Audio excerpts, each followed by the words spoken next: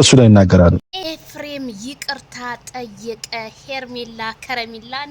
አንቺ ምንም ጥፋት ያጠፋሽው ነገር የለም፣ እኔ በጣም ተሳስቻለሁ፣ ከወንድሜ ጎን መቆም ነበረብኝ፣ ምንም በማላቀው ነው የገባሁት ብሏል ማለት ነው። በጣም ትክክል ብላ ኤፋዬ። አንዳንዴ ቆም ብሎ ማዳመጥ የመሰለን ነገር የለምና ላይቭ ላይ እንግዲህ ስናገር ሰምተናል መሰለኝ። እናመሰግናለን ሄርሜላ ከረሚላን ይቅርታ ስላልካት ብቻ ማለት ነው። ይቅርታ መጠየቅ ትልቅነት ነው። ይቅርታውንም ሄርሜላ ከረሚላ ተቀብለዋለች።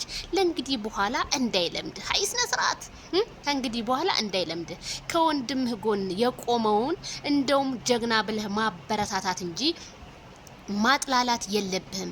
እኔ አብርሃምን ሲከፋው ከጎኑ ሆንኩ እንጂ ምንም ያደረኩት ነገር የለም።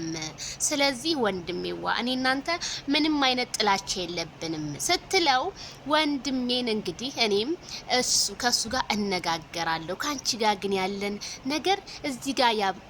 ይቅርቴን ስለተቀበልሽኝ አመሰግናለሁ።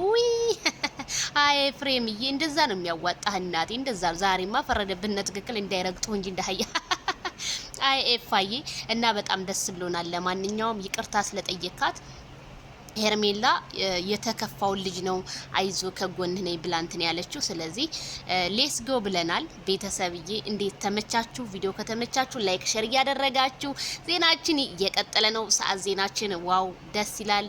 አመጣጡን አሳምርልን፣ መጨረሻው ይመር እንላለን ማለት ነው። ዋው ይሄን ከተማ ግን የምታውቁ ሰዎች እስኪ ሹክ በሉኝ የት ነው እና ላይክ ሼር